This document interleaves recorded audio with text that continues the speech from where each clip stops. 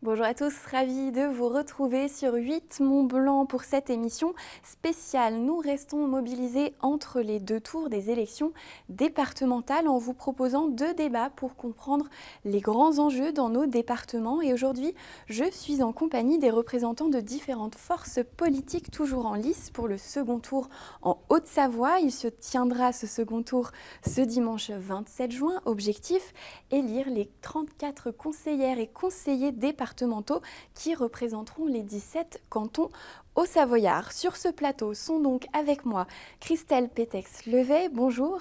Vous êtes candidate dans le canton de La Roche-sur-Foron avec votre binôme David Ratsimba. Vous portez tous les deux l'étiquette d'hiver droite. Vous êtes vous-même vice-présidente sortante en charge du développement durable, de l'environnement et des forêts. Votre binôme est en tête dans le canton de La Roche. Vous avez obtenu plus de 51% des voix. Derrière vous, il y a le binôme Europe Écologie Les Verts PS porté par Mathilde Laroussi et Julien Després. Ils se sont qualifiés pour le second tour avec 22,68% des suffrages. Sur ce plateau également, justement, un représentant des binômes estampillés gauche écologiste, Alexandre Mulatier-Gachet. Bonjour. Vous êtes conseiller municipal de la majorité à Annecy. Vous êtes en binôme avec Pascal Paris dans le canton Annecy 3. Vous êtes arrivé deuxième à l'issue du premier tour avec près de 20% des votes. Devant vous, il y a le binôme du conseiller sortant François Escoffier qui se présente avec Odile Maurice. L'ex-binôme de François Escoffier et donc également conseillère sortante Lorton-les-Bazailles qui se présentait avec Christian Anselme, maire de la commune de Fillières, ne passe donc pas au deuxième tour. Avec nous aussi sur ce plateau Lionel Tardy, ex-député Les Républicains de Haute-Savoie de 2007 à 2017. Vous signez votre retour en politique en vous présentant dans ces élections avec votre binôme Magali Munier, élue dans la majorité annécienne, colistière de Frédéric Lardet au municipal. Vous vous êtes classés premiers tous les deux dans le canton d'Annecy 4 avec plus de 31% des voix. Vous arrivez devant le binôme d'Union de la gauche et des écologistes porté par Charlène Cardozo et François Deschamps qui ont obtenu 26,34% des suffrages. Le binôme Cécile Monod, Vincent Pacoré ne se qualifie pas. Vincent Pacoré était le conseiller sortant. C'est donc une des déceptions de la majorité sortante dans ce premier tour. Le Rassemblement national, vous l'avez vu à l'écran, représenté par Béatrice Duclos et Vincent Lecaillon, ne s'est pas qualifié non plus. On va débuter, merci à tous les trois d'avoir accepté notre invitation pour ce débat. On démarre, je rappelle que nous parlons aujourd'hui des projets au niveau du département dans sa globalité et pas au niveau de vos cantons respectifs. Il y a d'abord un thème incontournable dans cette élection, c'est l'abstention. 71,19% d'abstention en Haute-Savoie, au-dessus de la moyenne nationale déjà très haute de 66%. C'est un échec collectif pour vous? La vraie question, c'est de savoir est-ce que c'est une abstention politique ou une abstention technique. Si elle est technique, on peut dire que des élections au mois de juin, c'était pas l'idéal, mais bon, avec le Covid, on n'a pas eu le choix, elle devait avoir lieu au mois de mars. 2 élections en même temps, avec un scrutin à la proportionnelle, avec une prime majoritaire pour l'un, un scrutin binominal de l'autre, c'est vrai que les électeurs n'ont rien compris. Et puis 2 élections avec 2 enjeux différents, donc c'est vrai que ça faisait beaucoup pour inciter les gens à aller voter. Christelle Pétex, un mot sur cette abstention et surtout, est-ce que vous pourrez y remédier d'ici dimanche? Alors un mot sur cette abstention, on ne peut que regretter la forte abstention à l'heure actuelle où tout le monde souhaite la participation, qu'il n'y ait pas eu une mobilisation pour aller voter. Je dirais même en tant que femme, ça ne fait pas tant d'années que ça qu'on a le droit de vote. Et je ne peux que regretter qu'il n'y ait pas eu cette mobilisation. Et oui, en effet, je pense que tous les candidats vont faire en sorte de communiquer pendant cette semaine et de faire entendre qu'il est important de se déplacer pour partager ses opinions. Alexandre Mulatier-Gachet. Tout à fait, je rejoins ce qui est dit ici. Aussi, on peut regretter qu'il y ait un lien de plus en plus aussi peut-être distendu entre les citoyens d'un côté, les politiciens de l'autre, les compétences du département, de la région qui ne sont pas forcément claires. Je pense qu'il y a un travail énorme à faire pour les personnes qui vont être élues derrière, pour redonner confiance aux institutions, car c'est vraiment ça qui porte les politiques locales. Et du coup, il va falloir que dès cette semaine, nous, on va faire un gros travail sur la jeunesse qui ne s'est pas du tout déplacée. Et on aimerait vraiment qu'elle puisse se déplacer et aller voter pour que de plus en plus, le taux de participation ne chute pas jusqu'à on ne sait où. On va entrer tout de suite dans le vif du sujet avec vos projets pour le département. D'abord, Christelle Pétex-Levet, vous représentez la continuité, l'exécutif divers droits sortant dans cette émission. Derrière le président sortant, Christian Monteil, en place depuis 2008. Au niveau du département, est-ce que vous allez tout simplement poursuivre le travail engagé ces dernières années? Quels seront les principaux projets que vous allez porter dans le prochain mandat si vous êtes élu? Alors, poursuivre les actions lancées, oui, bien évidemment, ça serait dommage de stopper des actions qui sont lancées où il y a des millions d'investissements qui ont d'ores et déjà pu être mis sur la table. Je pense qu'il faut vraiment tendre à une solidarité responsable, peut-être encore plus orientée, la solidarité qui est la compétence numéro 1 du département, vers une solidarité responsable en réorganisant, réorientant les aides, les accompagnements, en particulier sur le monde du handicap, qui a vraiment été le parent pauvre jusque-là, et il y a encore énormément à faire dans ce domaine. Peut-être aussi au niveau infrastructure mobilité. Dernièrement, les dernières années, il y a eu des gros budgets de fléchés pour la mobilité douce, pour la mobilité active. Donc, continuer dans cette lancée. Les millions sont prêts, c'est budgété. Maintenant, on attend que les collectivités locales portent les projets et viennent nous solliciter pour accompagner et avoir un vrai effet levier sur la mise en place de ces pistes cyclables.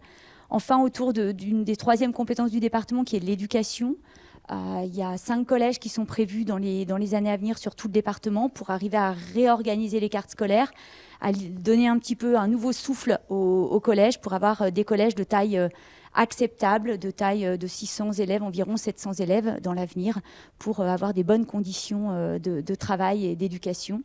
Et puis, un point qui m'est très cher, c'est l'environnement. Vous l'avez dit, j'étais VP en charge de l'environnement et du développement durable. On a réussi à faire prendre conscience qu'il y avait vraiment une urgence climatique et que toutes les thématiques du département devaient s'en imprégner et que c'était dès la base. Ce n'est pas de parler d'environnement en tant que tel, mais que ce soit de la base que nous parlons et que nous fassions nos actions en imprégnation avec l'environnement et l'écologie. Alexandre Mulatier-Gachet, je vous voyais hocher la tête sur différents sujets. Peut-être juste un petit mot sur les Verts qui se sont imposés l'an dernier au municipal d'Annecy, qui confirment leur dynamique, notamment à Annecy. Votre mouvement Réinventons la Haute-Savoie a présenté un binôme dans chaque canton annécien. Les 4 se sont qualifiés pour le second tour. Ailleurs dans le département, 9 binômes qui rassemblent la gauche et les écologistes sont en 2e position. La Haute-Savoie, jusqu'à aujourd'hui, c'était l'un des 3 départements de France à ne pas avoir d'élus de gauche. Quel serait le projet si vous obtenez enfin des élus?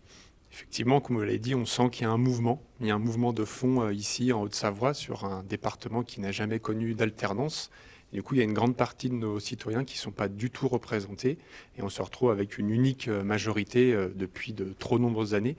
Du coup, il est temps de changer ça. Et du coup, je suis ravi d'entendre parler du social, de la solidarité, des pistes cyclables. Mais je pense que plutôt qu'en parler, maintenant, il va falloir mettre vraiment en action. Et nous, c'est ce que nous allons faire si nous sommes élus dimanche.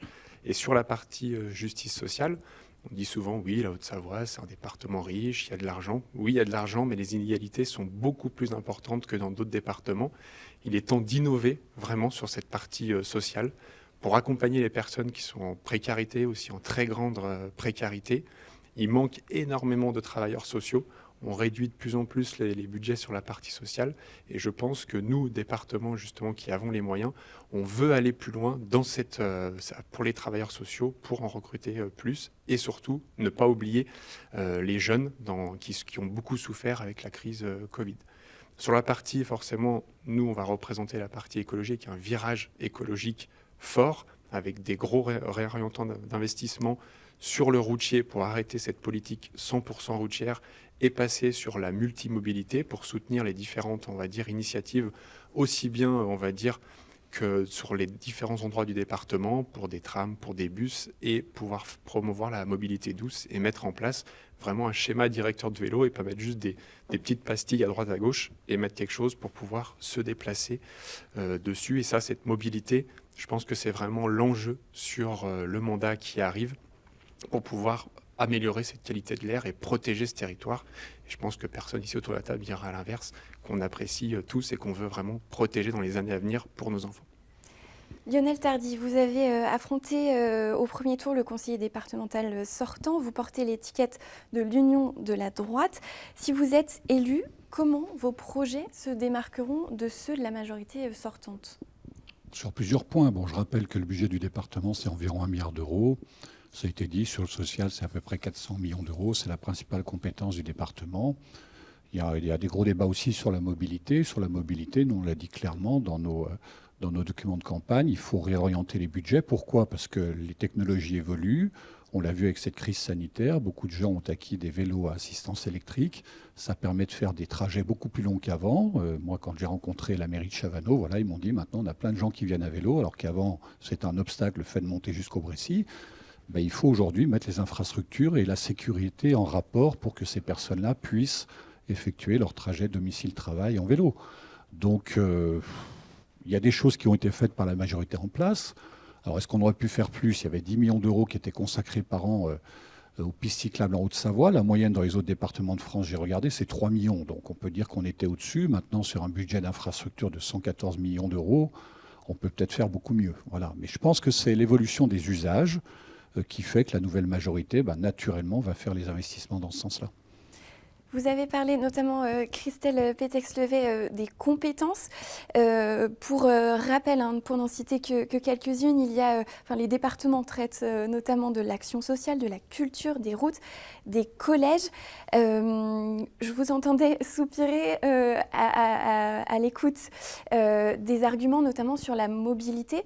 Peut-être pouvez-vous nous en dire un petit peu davantage sur cette compétence du département et votre travail au département ? Oui, alors, compétence du département, le département n'a pas la compétence mobilité. Je rappelle que c'est une compétence à la région. Et pour autant, le département, grâce au contrat de plan État-région, a fléché des millions d'euros sur la mobilité, parce qu'on se rend bien compte que les collectivités locales, sans un accompagnement financier fort, elles ne pourront pas mettre en place ces kilomètres et ces kilomètres de pistes cyclables. C'est des investissements qui sont très lourds, et c'est bien collectivement, et c'est en serrant les coudes, en y allant tous ensemble, qu'on arrivera à ce que ce maillage en mobilité douce, mais également ces projets de tram, on l'a vu sur Saint-Julien, sur Annemasse, c'est bien grâce à une complémentarité entre régions, départements, État et collectivités locales que ça a pu voir le jour. Donc c'est comme ça que ça pourra se faire, et c'est aussi pour ça que le département va plus loin que ses compétences et a souhaité flécher des budgets. Peut-être pour rebondir par rapport au schéma directeur, je suis contente de l'entendre parce qu'en fait c'est la condition du département. Le département en fait conditionne ses aides auprès des collectivités s'il y a des schémas directeurs, et c'est pour ça que quasiment tout le département de la Haute-Savoie est en train de se doter de schémas directeurs cyclables pour avoir une vraie cohérence entre les territoires et un maillage qui fasse vraiment le lien entre tous les territoires de Haute-Savoie. Donc ça va vraiment dans le bon sens. La mobilité, c'est donc un thème effectivement très important dans le département, un thème qui est aussi au cœur de votre campagne des écologistes rassemblés avec la gauche. Est-ce qu'il y a d'autres priorités sur lesquelles vous souhaiteriez travailler au département ? Autre que la mobilité ? Oui. Oui, clairement, c'est le social. Nous, c'est vraiment nos deux axes. Le social, il ne faut vraiment pas le négliger, surtout avec la crise sanitaire qu'on vient de traverser, pour vraiment pouvoir inventer de nouvelles luttes pour lutter contre cette précarité. Et je parlais tout à l'heure de la jeunesse, et du coup, il y a peut-être à faire des expérimentations. Il y a des choses à faire sur les personnes âgées. Tout à fait, non, les personnes âgées, mais il ne faut pas oublier non plus la jeunesse et les personnes âgées. Et effectivement, sur la jeunesse, ça part effectivement de la protection de l'enfance jusqu'à la protection aussi des jeunes qui sont en sortie d'études, où le logement est de plus en plus cher dans cet endroit. Et du coup, toute la partie logement social, c'est quelque chose qu'il va falloir augmenter, améliorer, et aussi dans le but d'une transition énergétique, pour faire de la rénovation justement de ces logements sociaux, pour justement réduire la facture des ménages qui sont en difficulté, et que du coup mécaniquement leur pouvoir d'achat avance. Et il faut investir plus que ce qui est investi actuellement dans la partie rénovation sur les logements sociaux. Vous évoquez justement le logement. La Haute-Savoie est le département le plus attractif de France. Elle attire chaque année près de 10 000 nouveaux habitants. Lionel Tardy, comment gère-t-on ces arrivées au département ?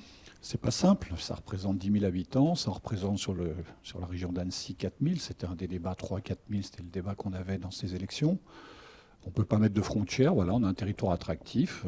Je me souviens à l'Assemblée, à chaque fois qu'on demandait quelque chose pour la Haute-Savoie, on nous disait mais tout va bien en Haute-Savoie, vous avez besoin de rien. Il y a d'autres départements qui en perdent 10 000 chaque année, du côté de Gervelu-Mézières, je me souviens à l'époque.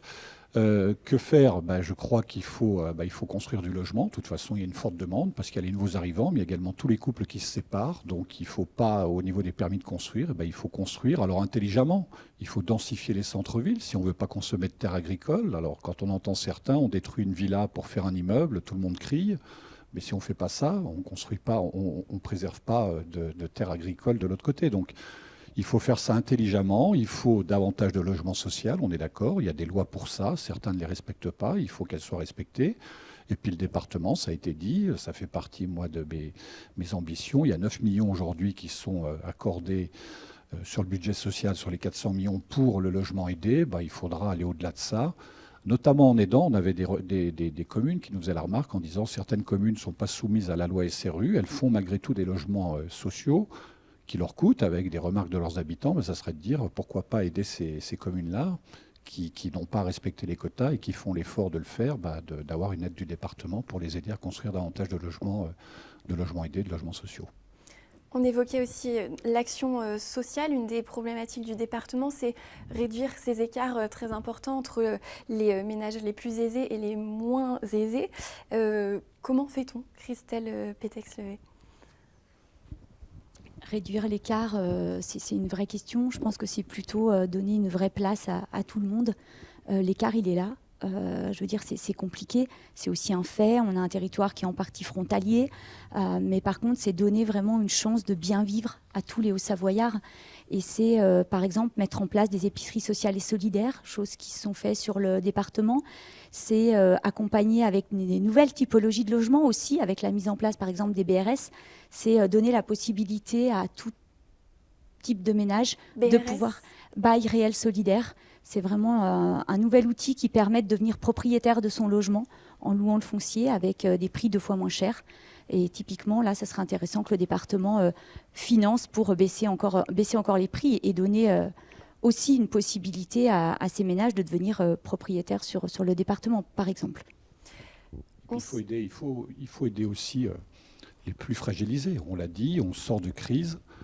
Donc les plus fragilisés, c'est les jeunes, c'est les personnes âgées, c'est les personnes qui ont un handicap. Et il faut trouver des solutions. Alors le département aujourd'hui fait beaucoup de choses, mais notamment dans le domaine des personnes âgées. On construit beaucoup d'EHPAD, mais il faut à mon avis aller aussi vers des plus petites structures qui permettent avec des infirmières libérales d'avoir d'autres solutions et surtout qui coûtent beaucoup moins cher parce qu'il y a un problème de coût.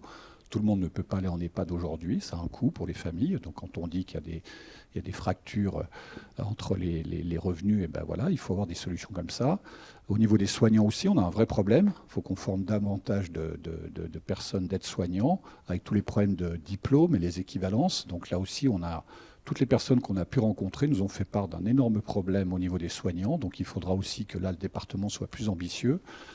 Parce que ça ne sert à rien de mettre en place des structures si derrière on n'a pas les personnes pour les faire vivre. Alexandre Milati-Gachet, vous étiez... Non, moi je suis raillé autour de cette tâche. J'ai l'impression qu'il n'y a que des gens qui ont, on va dire, une vision sociale et écologique du département. Donc, mais c'est très bien. Du coup, je pense que pour dimanche, les gens vont pouvoir du coup, surtout aller lire les programmes pour vérifier ce qu'il y a à l'intérieur, comparer justement les différentes, on va dire, propositions qui ont été faites. Et effectivement, sur les personnels soignants, dans les EHPAD, dans les différents services, il y a des primes Covid, des primes Ségur qui n'ont pas forcément été prises au département au niveau, on va dire, global. Il faut aller plus loin sur cette partie-là. Et aussi peut-être être plus inventif, proposer des choses nouvelles, comme ça a été fait par exemple à la métropole de Lyon, pour les jeunes, où ils ont proposé un revenu de base de 400 €. Parce qu'ici, se loger quand on est étudiant, quand on est jeune, manger aussi, avec peut-être un chèque pour bien manger à Annecy, c'est cher. Il faut proposer autre chose, il faut sortir un peu des choses classiques. Le département, comme a été rappelé ici, a un budget relativement important, voire énorme. Et du coup, on peut être inventif, proposer quelque chose pour sortir de tout le temps, on va faire ci, puis ça. Non, on va proposer quelque chose de différent par rapport à ce qui a pu être fait avant.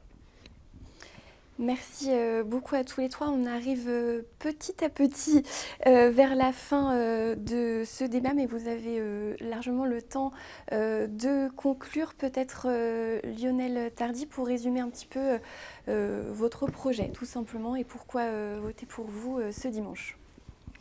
Avant de parler du projet, j'ai bien aimé votre réflexion, c'est de dire on n'est pas sur une élection politique sur le département.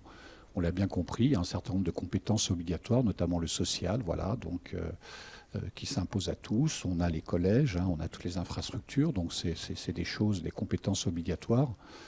Il y a des choix à faire à l'intérieur de ces compétences, on est d'accord, mais je crois que tout le monde est d'accord pour évoluer, j'en ai parlé tout à l'heure. Après, c'est comment on le fait. Comment on le fait, ça c'est plus, je dirais, la formation des binômes et les candidats. Moi, j'ai choisi de le faire avec un binôme qui était élu sur Annecy, parce que, comme l'a dit tout à l'heure Christelle, c'est important. Je crois que ce qui va être important maintenant, c'est que si on veut aller de l'avant et y aller rapidement, il faut qu'on ait des élus qui soient directement opérationnels.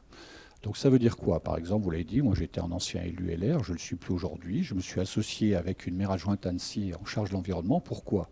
Tout simplement parce que si on veut avoir un lien direct avec la mairie et avec l'intercommunauté pour faire avancer les dossiers, c'est le meilleur moyen de le faire. D'accord? Ce n'est pas la peine d'être en opposition. Il y a des choix qui sont faits. Il y a des grands choix au niveau infrastructure qui vont être faits, notamment sur le bassin annécien avec l'étude Sistra. On doit avoir normalement les réponses d'ici le mois de septembre. Et après, on y va. Il y a un choix qui est fait. Le département fera la voirie. L'intercommunauté fera le matériel qu'il y a dessus, le choix de la technologie. Et après, il faut y aller. Donc je crois qu'il y a beaucoup de binômes qui sont comme ça. Il y en a d'autres où il n'y a aucun élu à l'intérieur. Pour moi, c'est une erreur. Je pense qu'il faut plutôt favoriser les binômes qui ont des élus à l'intérieur. Et puis après, le dernier message, c'est d'aller voter. Je crois que c'est important. On a vraiment un taux d'abstention qui est énorme. Alors il y a différents critères. On en a parlé tout à l'heure. Mais je crois que ce qu'il faut, c'est avant tout que les gens y aient voté pour que cette élection ait une vraie représentativité et qu'on ne se retrouve pas, comme pour les municipales, avec des maires qui sont élus par 1/10 de la population. Je crois que c'est ce qu'il faut faire dimanche prochain. Voilà. Merci. Je rappelle donc que vous êtes candidat dans le canton d'Annecy 4 avec votre binôme Magali Munier. Vous affronterez dimanche le binôme d'Union de la Gauche et des écologistes de Charlène Cardozo et François Deschamps. Il vous reste une minute, un peu plus d'une minute pour conclure chacun. D'abord, Christelle Pétex-Levet, on vous écoute pour cette conclusion. Oui, je pense que c'est ressorti dans nos différents propos et je l'ai vécu pendant 6 ans. On est là pour le projet, on est là pour le citoyen, pour les touristes, on est là pour tous ceux qui vivent notre département. On a la chance d'avoir un département attractif. On a toujours souhaité jusque-là tendre à l'excellence environnementale. Je pense qu'il faut continuer dans cette voie. On a encore à faire, encore beaucoup à faire, mais on est bien parti. Et je pense que quelle que soit la thématique, la compétence du département, on voit quand on se donne les moyens et qu'on travaille tous ensemble, avec les communes, avec les collectivités, avec la région, on arrive à faire des choses extraordinaires. Donc je dirais que j'encouragerais vraiment à aller dans ce sens-là. Et puis je rejoins Lionel sur la proximité, l'expérience des candidats. C'est vraiment important, on le voit. L'expérience, c'est aussi connaître les autres collectivités, connaître le maillage et savoir comment être efficace pour mettre des actions en place pour nos Savoyards, parce que c'est bien ce qu'on veut, c'est le service aux citoyens. Donc je pense que expérience, disponibilité et proximité seront vraiment des maîtres mots importants et des valeurs qui sont chères en tout cas pour agir rapidement pour notre département. Merci. Je rappelle que vous êtes candidate dans le canton de La Roche-sur-Foron aux côtés de David Ratsimba. Face à vous, il y a le binôme Europe Écologie Les Verts PS de Mathilde Laroussi et Julien Després. Enfin, pour conclure, Alexandre Mulatier-Gachet, la parole est à vous. Merci. Donc effectivement, on a parlé, est-ce qu'il faut être élu, pas élu dans les différents binômes. Moi, je pense que peu importe, ce qui compte, c'est le projet avant tout. Et le projet, nous, il a été rédigé avec des citoyens donc dans différents cantons, avec la proposition phare sur le virage écologique, sur la justice sociale, l'économie solidaire et bien entendu le renouveau démocratique pour redonner confiance aux citoyens dans les institutions qui comprennent pourquoi ils votent et quels sont les impacts. Et sur ces différents axes, je voulais quand même rajouter un mot sur la partie tourisme qui représente quand même 30% du PIB ici, qu'il ne faut pas négliger mais qu'il faut rendre aussi plus vertueux pour pouvoir accompagner tous les acteurs qui sont sur ce territoire et qui vivent de cette partie-là. Et nous, on mettra en place des fonds pour pouvoir les aider. Et pour conclure sur justement le scrutin, pourquoi il faut aller voter dimanche. En Haute-Savoie et dans les pays montagneux, on a un réchauffement climatique qui est beaucoup plus élevé, qui est à peu près, dans les différentes études, 2 fois plus élevé. Et en Haute-Savoie, on a à peu près 20 ans de retard en termes d'infrastructures, en termes d'action sociale. Du coup, il est temps de changer et il est temps que les citoyens qui sont, on va dire, qui votent pour les partis, on va dire, plutôt écologistes et de gauche, puissent être représentés et qu'on n'ait pas une seule majorité. Et c'est vraiment dimanche qu'on va changer et qu'on va voter pour donner du sens aux jeunes générations et pouvoir faire prendre un vrai virage écologique et social au département. Merci beaucoup. Je rappelle donc que vous êtes candidat dans le canton d'Annecy 3 avec Pascal Paris. Et devant vous, il y a le binôme du conseiller sortant François Escoffier qui se présente avec Odile Maurice. Merci à tous les trois pour votre participation à ce débat. Merci à vous de l'avoir suivi. Merci à toute l'équipe. Rendez-vous ce dimanche pour une émission spéciale en direct pour suivre les résultats du second tour de ces élections départementales et régionales. À bientôt sur 8 Mont Blanc.